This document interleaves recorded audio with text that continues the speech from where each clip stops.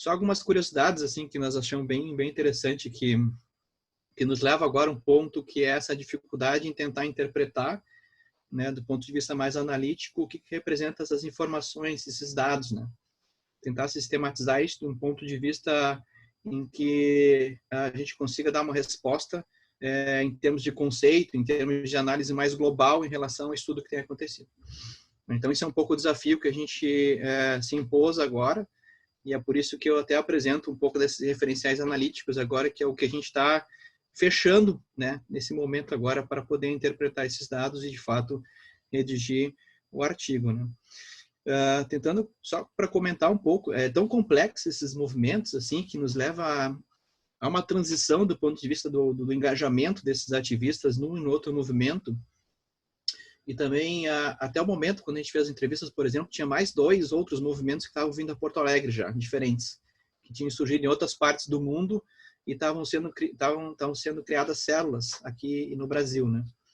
Então, todos eles têm umas trajetórias bem interessantes, boa parte deles vem desses movimentos internacionais, assim, e o interessante é que esses movimentos internacionais, eles surgem, muitas vezes, através de uma ação muito local, assim, através de uma ação até não intencional de alguém que é vegano ou alguém que se incomoda com algum tipo de exploração, enfim, e acaba agindo de um determinado modo. Por exemplo, o The Save Movement surgiu assim, o Anonymous for the Voiceless também, que no momento qualquer se tranca um caminhão, por exemplo, o The Save Movement surgiu no Canadá, né, em que uma ativista trancou um caminhão que estava entrando para um abatedouro, né, e aquilo viralizou na internet, ela foi presa, respondeu processo, foi julgada, enfim, teve uma baita repercussão lá no Canadá, e disso surgiu esse movimento que é o The Save Movement, e ele se espalhou por todo o planeta, né? Então aqui na América Latina entrou pela Argentina esse movimento, ele é muito forte na Argentina, né? E da Argentina ele veio para o Brasil. Então no Brasil ele espalhou diversas células, acho que em 4 ou 5 capitais já aqui no Brasil. E tem uma característica muito própria que é essa de presenciar e filmar, né, o último momento que os animais têm antes de entrar no abatedouro, né? Inclusive em algumas regiões em outros países o pessoal invade abatedouros, filma os abatedouros, se infiltra dentro dos abatedouros para fazer algum tipo de denúncia de maus tratos, né? Para mostrar como os animais são batidos, enfim. Então, eles tentam gerar imagens e de compartilhar isso para tentar sensibilizar as pessoas e mostrar algo que eles dizem que é tipo uma black box, assim, ninguém enxerga o que acontece dentro do abatedor, dentro do açougue, né? A gente assiste os cozinheiros, os chefes de cozinha fazer a comida, enfim, acha tudo muito bonito, mas ninguém olha para dentro do abatedor para tentar entender o que está acontecendo ali, né? Com os animais. Então, isso vem um pouco do princípio do próprio veganismo, dos movimentos veganistas, né? Que é em relação à questão de que há uma desconexão que é trabalhada com os consumidores, que eles chamam de dissociação cognitiva, né? Que as pessoas não conseguem associar o que acontece em relação ao mercado, ao abatedouro, em relação à produção de carnes, com relação ao que eles se alimentam, né? Então, essa desconexão, né? Essa desconexão que tem cognitiva acaba fazendo que as pessoas se tornem muitas vezes alienadas, né? Tanto que ele chega a argumentar, e tem alguns vídeos também, já teve uma propaganda esses dias, de que se tu der uma faca, por exemplo, para alguém matar o próprio animal que vai comer, boa parte das pessoas não fariam, né? Então, assim, eles trabalham muito com essa perspectiva de que essa dissociação. Então, o The Save Movement tenta mostrar um pouco o que acontece dentro dos abatedouros para que as pessoas se sensibilizem com isso. E, ao mesmo tempo, essas próprias imagens são usadas, por exemplo, no movimento do Anonymous for the Voiceless, quando eles fazem aquelas outdoor e tal, quando eles mostram as telas de computador para as pessoas enxergarem, né? E é interessante que cada uma delas tem um princípio diferente, assim. Algumas têm um princípio bem anarquistas, assim, eu diria anarquistas, né, na minha concepção, né? Não cheguei a conversar para eles ou perguntar se eles se consideram ou não, né? Mas, tipo, chegam a ter o lema de love-based, tipo, movimento baseado no amor, sabe? A pessoa pode entrar, seja o que for, pode fazer parte, pode ir lá, mesmo que não seja vegana, mas que esteja interessada em presenciar aquele movimento, enfim, se engajar coletivamente, é muito bem-vinda, né? Assim como tem outros movimentos que já se estruturam em torno, inclusive, até de coletivos bem engajados, inclusive até com associação a alguns partidos políticos, né, como acontece agora com o MOVA. Apesar de ter um movimento, um coletivo independente, ele tem uma conexão forte com o coletivo do PSOL, por exemplo, né, que é um coletivo ecossocialista, né, que é já um movimento anticapitalista, enfim, ele já trabalha com uma percepção de ativismo, que é aquele ativismo mais engajado, aquele ativismo mais instruído, né, que é aquele ativismo que vivencia o movimento e é capaz, inclusive, até de se tornar um formulador, até uma vanguarda, digamos assim, do ponto de vista de direção ativista, né? Então, isso é bastante diferente. E a SVB, por exemplo, que a Luísa estava falando, já tem uma outra concepção, uma concepção bastante institucional, já movimenta bastante dinheiro, muito projeto, já é uma ONG reconhecida mundialmente, ganhou vários prêmios, né? Ela trabalha com artistas, né? Ela presenteia os artistas que se tornam veganos, dando camiseta, enfim, para eles vestirem, né? Lançam diversas campanhas de iniciação ao veganismo. Eles têm restaurantes com certo elitista em certo aspecto, que é um pouco caro, assim, não é tão barato, assim. Eles têm um dia da semana que eles fazem uma opção mais barata de comida, mas, enfim, né? E eles trabalham com essa questão da dieta e captam as pessoas por isso. São bastante visuais, né? Mas são imagens que eles mostram não negativas. Por exemplo, eles não passam vídeos de animais sendo abatidos, né, para impressionar as pessoas. Eles passam vídeos de animais fofinhos, animais carinhosos, sabe, como friendly, né? E tentam convencer as pessoas a se tornarem veganos ou terem algum tipo de atitude vegana, nem que seja uma vez por semana, né? A partir desse patamar de convencimento. Tanto que a SVB, né, ela teve um racha muito forte, né? Ela é uma das mais antigas, de 2003, né, como a Luísa colocou. Ela teve um racha muito forte. A União Vegana pelo Ativismo, que antes era a União Vegana pelo Anticapitalista, que foi criada em 2019, né, ela surgiu de um racha, né, dentro da SVB, né, e eles surgiram lá em Recife. Então tiveram até um encontro nacional, da União Vegana Anticapitalista, que inclusive ajudou a montar essa célula que tem aqui em Porto Alegre agora, no estado do Rio Grande do Sul, que é o MOVO, que é o Movimento Vegano Anticapitalista, né? Que também tem dissidentes da sociedade vegetariana brasileira. E um dos ápices disso ter acontecido foi na eleição de 2018, quando a SVB não se posicionou em relação à eleição do Bolsonaro, por exemplo. Ela se absteve, ela não quis se posicionar, no segundo turno especialmente, né? E vários integrantes dentro do movimento tensionaram para que ela se posicionasse, porque, né, enfim, pelo que nós já sabemos, né, e não teve um posicionamento institucional. Então, teve um racha dentro da SVB, então surgiu esse movimento mais autônomo, que é esse movimento da União Ativista Vegana, e surgiram alguns coletivos anticapitalistas, né? Então, tem quase todos os estados já tem algum coletivo. Se vocês entrarem na página da União Vegana pelo Ativismo, vocês vão ver vários coletivos em quase todos os estados do Brasil que se organizam em torno dessa pauta, que é um pouco essa dissidência da SVB. Mas não é uma dissidência completa também, isso que é importante a gente entender. Tem gente dentro do MOVO, por exemplo, que também participa da SVB, porque a estratégia que eles usam, por exemplo, de diálogo com alguns consumidores em outras localidades que não Porto Alegre, que são mais conservadores em relação a esse tipo de discussão, ela é mais estratégica fazer isso através de uma pauta da SVB, como a segunda sem carne, etc., né? Do que tu fazer uma ação num supermercado, por exemplo, em Lajeado. É uma coisa tu fazer uma ação de supermercado em Porto Alegre, né, com tinta vermelha, com placas, com letras de ordem, que uma cidade está acostumada com recorrentes ativismos acontecendo de rua, enfim, do que fazer isso, por exemplo, em Lajeado, né? Então, isso não pegaria bem na população, não seria um ponto de diálogo interessante. Então, eles acabam ainda levando pautas da própria SVB para esses outros locais para dialogar com a população, como se fosse uma estratégia, né? Mas, ao mesmo tempo, são militantes do MOVO, né? E tem um outro ideal que não é aquele ideal que a SVB tem, né? Que é um ideal anticapitalista, etc., etc., com a interseccionalidade e com alianças. Inclusive, eles até consideram o movimento, eles consideram o veganismo interseccional, é meio que um conceito que eles estão criando e trabalhando, que é um novo tipo de ativismo vegano. Enfim, assim, eu poderia estar falando para vocês aqui mais uns 30, 40 minutos no mínimo, sobre todas as peculiaridades que tem em cada uma dessas características que a Luísa sistematizou ali. Eu só quero dar a ideia para vocês o quão complexo é a gente entender esse tipo de ativismo, né? Como é que, do ponto de vista analítico, a gente interpreta isso, né? Dá uma certa consistência para isso do ponto de vista explicativo, né? Porque isso é o mais difícil do ponto de vista da ciência para nós, né? E não ser algo muito descritivo, né? Então, a gente buscou algumas referências, a gente mandou para vocês aquele artigo do Marcelo Mazzilli e não é Marcelo o nome dele, é o Matheus Mazzilli, do Marcelo Kunrat, né, que tem como referência os escritos do Goffman sobre enquadramento interpretativo, né, que é um pouco, tem origem nesse livro aqui, que foi recentemente traduzido, né, para o português, que é o que eu tenho me dedicado a ler agora para utilizar como referência. Então, ele parte desse referencial analítico são quadros de referência, né? Os indivíduos, eles têm quadro de referência, eles constituem quadros de referência a partir das suas próprias experiências, que fazem com que eles interpretem, né, a realidade de determinado modo a partir das experiências que vivenciam, né? Resumidamente, um pouco o conceito de quadros de referência do Goffman parte disso, que é uma interpretação que ele faz a partir dos escritos de Bateson, enfim. E ele dialoga muito com o pragmatismo do William James e também com a fenomenologia do Alfred Schultz e do Garfinkel, né?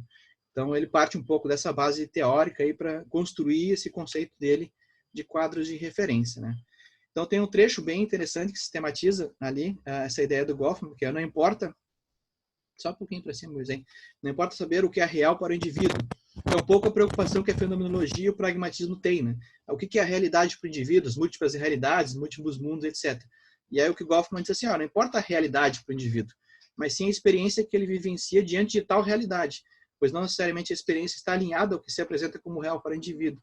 Ou seja, aquilo que ele pode ter como percepção da realidade não necessariamente explica a própria experiência que ele tem daquele momento, daquela realidade, né? Então, é isso que preocupa o Goffman, né? A partir disso que ele diz, olha, aí que estão os quadros de referência, aí que os indivíduos organizam a sua experiência para poder dar explicação para eles do que é o mundo, do como eles vivem no mundo, né? Então, Goffman ele é simples de ler, mas é difícil de entender, né? Então, eu estou lendo Goffman agora, né? Já tinha lido algumas coisas dele.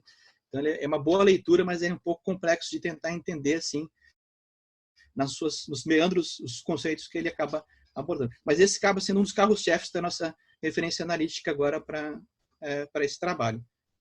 E aí, o que a gente faz? A gente está propondo um deslocamento interpretativo, utilizando um pouco essa referência do Goffman, claro, né?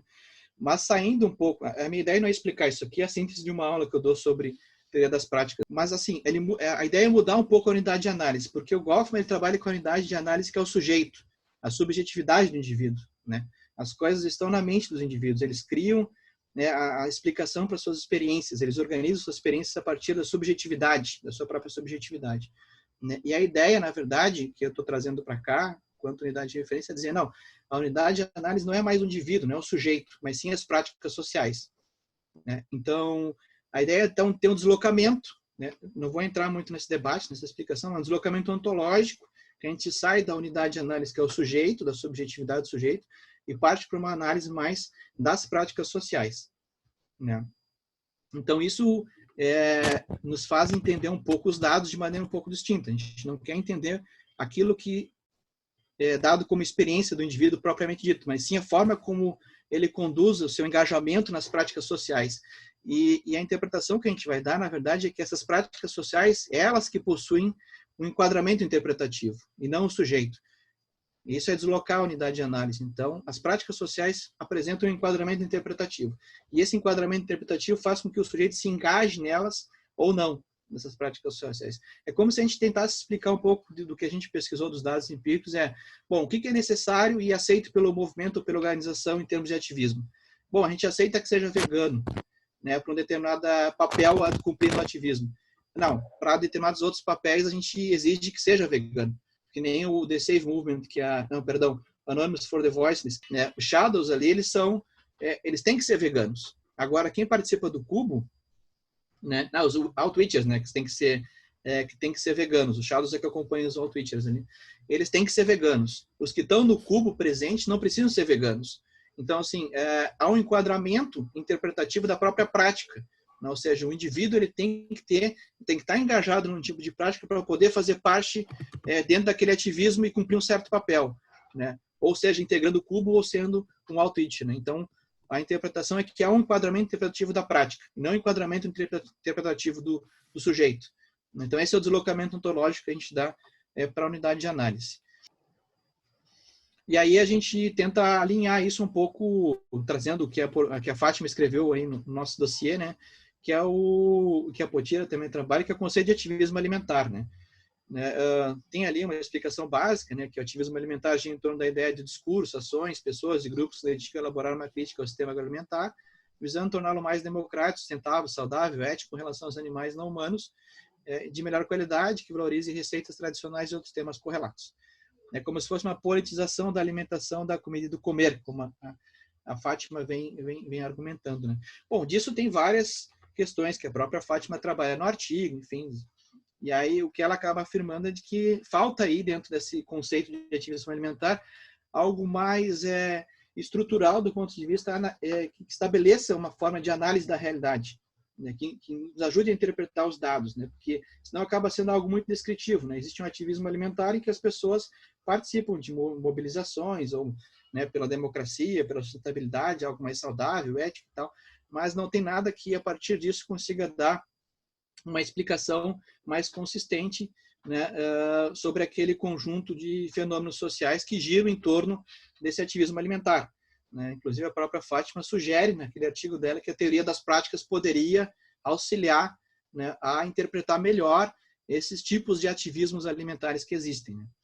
Então acho que é interessante alinhar um pouco essa ideia que a gente está construindo dos quadros de referência com a teoria das práticas sociais, dando essa mudança ontológica da unidade de análise dentro com o ativismo alimentar, né? E aí ficaria mais ou menos esses 3 eixos para trabalhar a nossa referência analítica. Então, em síntese, seria, por exemplo, seria trabalhado da seguinte maneira: um enquadramento interpretativo das práticas sociais em ações coletivas no âmbito do ativismo alimentar. Então, é isso que, a partir disso, que a gente vai interpretar os dados que a gente coletou desses movimentos, dessas ações coletivas em torno dos veganismos, né, que existem aí, a princípio em Porto Alegre, mas enfim, estão por todo o Brasil e vários outros países também. Então, essa seria a nossa referência analítica. Isso nos deu um pouco de trabalho, assim, foi um pouco difícil de chegar até esse entendimento, porque trabalha com conceitos, inclusive até o Matheus e o Marcelo traz ali conceitos sobre ideologia, identidade, discutir ideologia e identidade e dando uma mudança ontológica do ponto de vista da unidade de análise é bastante difícil, né? O que é ideologia e identidade quando trabalha com o sujeito é uma coisa, quando é ideologia e identidade quando trabalha com práticas sociais é outra. Agora a ideia é dar uma análise mais teórica também para isso, né? Era isso que eu tinha organizado mais ou menos sobre os referenciais analíticos.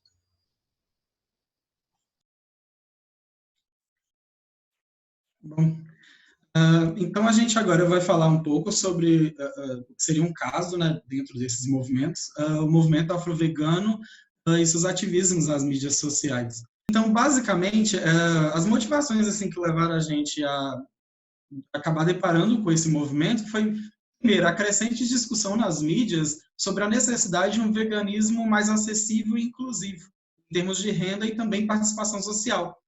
E também a gente parte de 2 entendimentos que a gente considera essenciais para se discutir isso.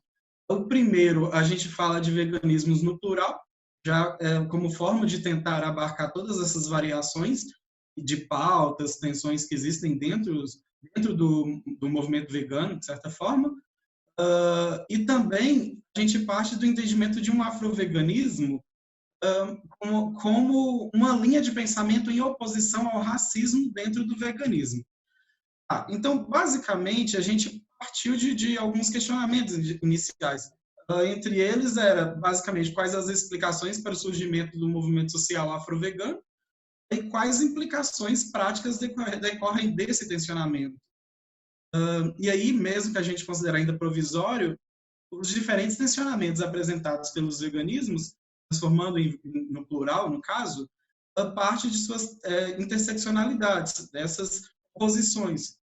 E, de certa forma, essas interseccionalidades é que problematizam os movimentos veganos, buscando integração social, união de pautas e ações possíveis. Só para destacar alguns ativismos relacionados assim dentro do movimento vegano que estão ali lutando por espaço, a gente tem ecofeminismo, o afroveganismo, médicos veganos, veganismo popular, binária vegana, veganismo periférico, ecoativismo, LGBTQI, masculinidade negra e veganismo, gordofobia e veganismo. Então, são só alguns que nós pegamos para destacar que existem várias pautas a serem, que são defendidas dentro e de forma até, digamos, independente. São tensionadas o tempo todo dentro desses movimentos. E aí, essa pesquisa de afroveganismo, ela basicamente, a gente colocou 6 etapas para ela. A primeira, que é o acompanhamento, a seleção de perfis para investigação. A segunda, que é a análise da estrutura desses perfis. A gente leva em consideração a descrição, o número de seguidores e conteúdo publicado, e a Isabela vai falar melhor disso mais adiante. A terceira, que é a análise de conteúdo apresentado por esses perfis, e a gente procura identificar e problematizar as interseccionalidades e as pautas e ações dentro desse movimento. A quarta seria a socialização da pesquisa, igual agora a gente está fazendo com vocês, debate, incorporação de sugestões pertinentes. Uma quinta etapa, que seria uma reorientação de ações, correções, construções. E a sexta, desenvolvimento de artigos e apresentação e publicação. Pelo menos 2 artigos a gente já pensa em de acabar sendo resultado dessa pesquisa. Um ligado diretamente a essa discussão de afroveganismo, que na busca por referenciais, discussões de textos na internet, a gente encontrou só um, e aí a gente até problematiza ele, é esse que está disponível para vocês, disponibilizado a leitura.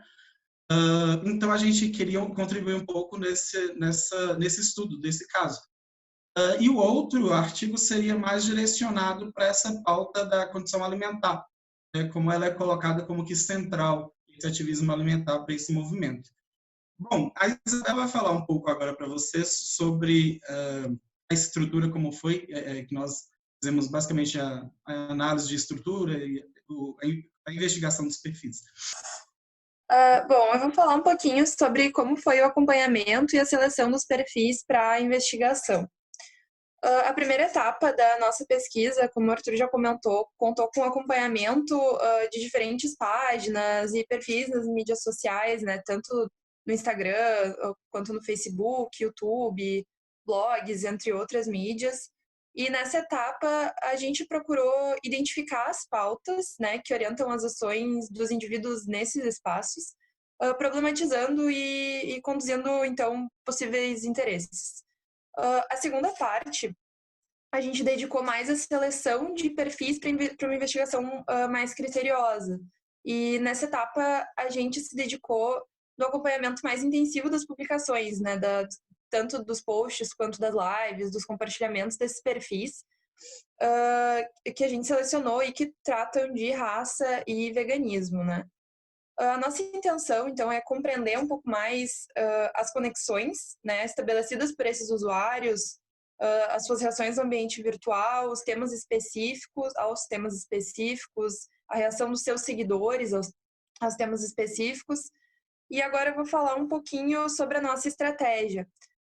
Primeiramente, vou sinalizar que para a socialização da pesquisa nesse momento, no momento, né, em que a nossa pesquisa ainda está bem inicial, assim, a gente identificou e analisou 21 perfis no Instagram e 2 vídeos no YouTube. Esses perfis e o vídeo estão em hiperlink no final da apresentação para quem tiver interesse de acessar e dar uma olhada, né? Futuramente a gente vai fazer uma análise de perfis no Facebook, de mais algumas contas no YouTube, Instagram, né, e blogs, mas por enquanto, como análise, a gente tem esses 21 do Instagram. E agora um pouquinho sobre como a gente chegou nesses perfis, né? Primeiramente, o nosso ponto de partida, assim, foi ter encontrado o movimento afrovegano no Instagram, né, o MAV, e a gente analisou as postagens da página deles, e a gente identificou alguns perfis que são mais ativos e que são alguns perfis de liderança dentro do movimento. A gente fez análise desses perfis, e um dos critérios que a gente utilizou para né, analisar eles dentro da nossa pesquisa foi a autoidentificação como afroveganos. Então, ou na bio do Instagram ou em postagens, a gente conseguiu fazer essa identificação e incluiu esses perfis. Num segundo momento, a gente foi analisando os comentários dos posts e as curtidas, e a gente identificou alguns outros perfis que a gente também conseguiu a identificação como afroveganos e incluímos, e fizemos uma tabela comparativa em que a gente identificou idade, postagens, pautas, número de seguidores, né? E caracterizamos tudo isso, então, para a gente poder ter uma ideia do que esses perfis estavam falando e para a gente ter um acompanhamento desses perfis, então. A gente chegou a um resultado que vale a pena comentar, que é a questão da idade. A maior parte desses perfis são perfis de pessoas jovens, ali entre seus 20 e 30 anos. E nosso acompanhamento desses perfis começou em março de 2020, segue até o momento. Então, no primeiro momento, a gente fez uma análise um pouco mais histórica, assim, dos perfis, com relação às postagens, ao que já tinha sido postado, aos vídeos que já estavam disponíveis. E aí a gente começou a acompanhar esses perfis, tanto lives quanto postagens novas, e continuamos, né, procurando novos perfis para análise.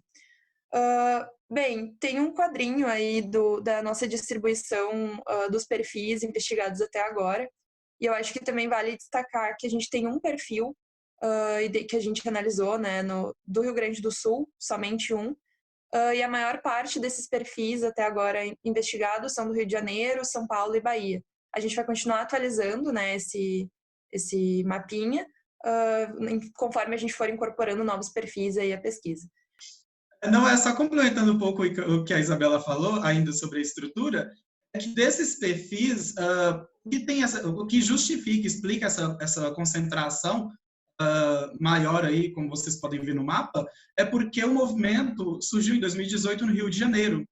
Então, e aí aos poucos vai sendo ramificado, enfim, as discussões vão sendo levadas por outros perfis, outros indivíduos em outros estados. Mas em questão de idade, isso chamou muita atenção, que vai refletir depois nas postagens, que chama muita atenção o fato de serem jovens, razoavelmente. Sobre a descrição desses perfis, o que a gente observa? Que muitas das vezes eles são bem diretos, eles apresentam as principais linhas de ativismo defendidas por determinados perfis. É uma forma de representação social. Então, a gente encontra perfis que é bem classificado assim, afro-vegano, favelado, comunista e LGBTQI+. Ou outro, a cada refeição, uma reflexão. Então, são posições que assumem, que dizem, que os indivíduos assumem, que dizem muito sobre o que eles estão defendendo e o que... Sobre a descrição desses perfis, o que a gente observa? Que muitas das vezes eles são bem diretos, eles apresentam as principais linhas de ativismo defendidas por determinados perfis. É uma forma de representação social.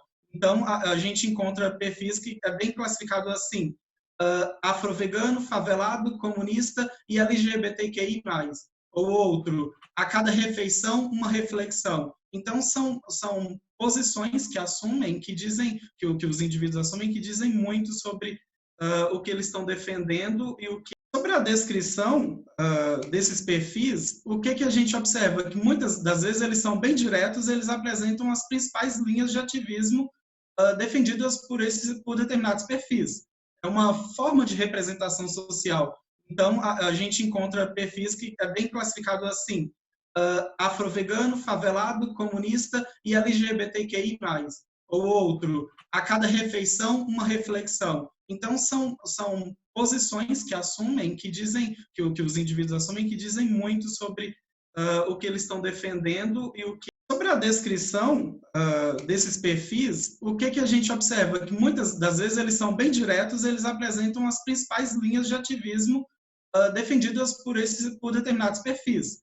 É uma forma de representação social. Então, a gente encontra perfis que é bem classificado assim, afro-vegano, favelado, comunista e LGBTQI+. Ou outro, a cada refeição, uma reflexão. Então, são posições que assumem, que dizem, que os indivíduos assumem, que dizem muito sobre o que eles estão defendendo e o que... Sobre a descrição desses perfis, o que a gente observa? Que muitas das vezes eles são bem diretos, eles apresentam as principais linhas de ativismo defendidas por determinados perfis. É uma forma de representação social. Então, a gente encontra perfis que é bem classificado assim, afro-vegano, favelado, comunista e LGBTQI+.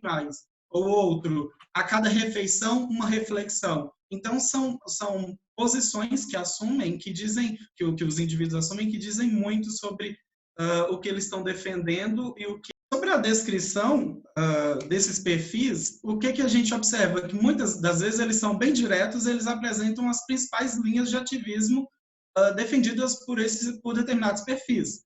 É uma forma de representação social. Então, a gente encontra perfis que é bem classificado assim: afro-vegano, favelado, comunista e LGBTQI+. Ou outro, a cada refeição, uma reflexão. Então, são posições que assumem, que dizem, que os indivíduos assumem, que dizem muito sobre o que eles estão defendendo e o que... Sobre a descrição desses perfis, o que a gente observa? Que muitas das vezes eles são bem diretos, eles apresentam as principais linhas de ativismo defendidas por determinados perfis. É uma forma de representação social. Então, a gente encontra perfis que é bem classificado assim: afro-vegano, favelado, comunista e LGBTQI+. Ou outro, a cada refeição, uma reflexão. Então, são posições que assumem, que dizem, que os indivíduos assumem, que dizem muito sobre o que eles estão defendendo e o que eles... Sobre a descrição desses perfis, o que a gente observa? Que muitas das vezes eles são bem diretos, eles apresentam as principais linhas de ativismo. Uma live que foi feita pela União Vegana de Ativismo no YouTube, e ela tem 3 perfis de afro-veganas, são meninas e são jovens. E nos comentários ali do lado, a gente tem dois perfis que comentaram que são também afro-veganos, que acabam se seguindo, se compartilhando e se recomendando até. Então, é tudo que a gente vem falando, que é um movimento que está bem articulado, digamos assim, sobre o que um faz, o que o outro deixa de fazer. E mais ainda, as pautas elas são sempre bem unidas quando quando são levantadas. Por exemplo, depois com a morte do João Pedro e do George Floyd, todos eles compartilhavam assim nos stories, por exemplo, e aí marcavam outros perfis. Então isso é uma observação. Pode descer, por favor, Luísa? Tá, então só sobre umas considerações finais, para a gente encerrar, sobre a análise de conteúdo, de estrutura. É um movimento conduzido relativamente pelo público jovem, conforme a gente já sinalizou. As mulheres representam a maioria no ativismo virtual, com perfis ativistas participantes do movimento e com reações às postagens. Então, é um público majoritariamente feminino. Há um número considerável de seguidores em cada página. O teto, por exemplo, de um perfil que nós investigamos é de 492K. O correto é dizer era, porque atualmente, cada dia que passa, vem aumentando consideravelmente. Há uma profissionalização na utilização desses perfis, com técnicas específicas nas postagens, cenários. Então, é dedicado um trabalho todo a essa divulgação. Sobre o conteúdo, após a morte de João Pedro e George Floyd, houve um aumento no ativismo sobre 2 pautas principais. Uma foi as discussões raciais e outra foram as discussões sobre racismo dentro dos veganismos. E é importante a gente abrir até um parênteses, e numa entrevista, e a gente não vai aprofundar nisso agora porque ainda não fizemos análise dessa entrevista, mas é só para sintonizar, uma das fundadoras do movimento afro-vegano apresentou que uma das justificativas para a criação do movimento afro-veganismo foi justamente uma situação de racismo que um indivíduo acabou sofrendo dentro de uma loja de produtos veganos. Então, ela declara que isso já acontecia, mas que eles acabavam relevando e puxando, tensionando, mas que esse acontecimento foi o auge para que pudessem se separar mesmo, e isso é importante a gente falar. Então, o racismo dentro do veganismo é a pauta que basicamente mobiliza todos os perfis do afroveganismo, conforme a gente tem identificado nas postagens, nos stories. Em consequência disso, dessa morte do João Pedro e do Floyd, a gente percebeu que, igual eu já falei, houve um aumento expressivo no número de seguidores. Só 2 perfis, por exemplo, a Nathalie passou de 492K para 566 em 2 dias. E a da Thalita Xavier passou de 10,9K para 12,3K. Então, é só para destacar que em 2 dias. Então, que um crescimento no número de seguidores, e até mesmo por conta dessa recomendação. que um faz do outro. Então, é essa rede de apoio que nós já víamos falando. Entre os dias 1 e 3, então, o lema da página desses perfis passou a ser, então, páginas de veganos pretos interseccionais, e aí servindo como recomendações de páginas que pudessem ser compartilhadas e seguidas por pessoas curiosas, interessadas em entender um pouco mais sobre o movimento. Há também, e é frequente, indicação de autoras negras pelos diferentes movimentos, sobretudo afro-veganos. Então, a gente observou que cada dia que passa, sempre aparece uma autora negra falando um pouco sobre veganismo, sobre questões raciais, enfim, e elas são indicadas nesses perfis. E, curiosamente, há uma ausência de postagens do movimento afro-vegano sobre os ataques ao movimento negro por parte do presidente da Fundação Palmares, o Sérgio Camargo. O que eu fiz questão, pessoalmente, de acompanhar o que aconteceu em função disso. Calma aí, gente, mas isso será que só está me incomodando? É que o movimento afro-vegano em si tem se atualizado com relação a isso, e não encontrei nada sobre esse acontecimento mais recente, digamos assim. Então, para finalizar, é importante destacar que o próprio movimento afro-vegano apresenta uns possíveis tensionamentos dentro do escopo, digamos assim. A gente percebe numa postagem que tem, por exemplo, dentro do movimento afro-vegano, a questão da masculinidade negra, que é um certo tensionamento, uma demarcação de espaço para dizer que os homens negros também têm posição.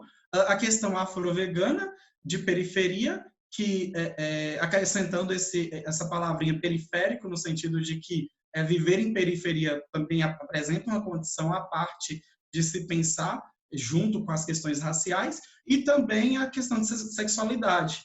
Então, são alguns tensionamentos que tem dentro do próprio movimento, no sentido de dizer, esse movimento ainda precisa pensar algumas coisas, nós precisamos demarcar alguns espaços aqui. Bom, basicamente, não vou tomar mais tempo, mas basicamente é isso da nossa parte. Agradeço a oportunidade. Aí, só rapidinho, aí embaixo, então, seguem os links para quem tiver curiosidade. A gente vai disponibilizar depois os slides, eu acredito. Os links dos vídeos consultados e os perfis.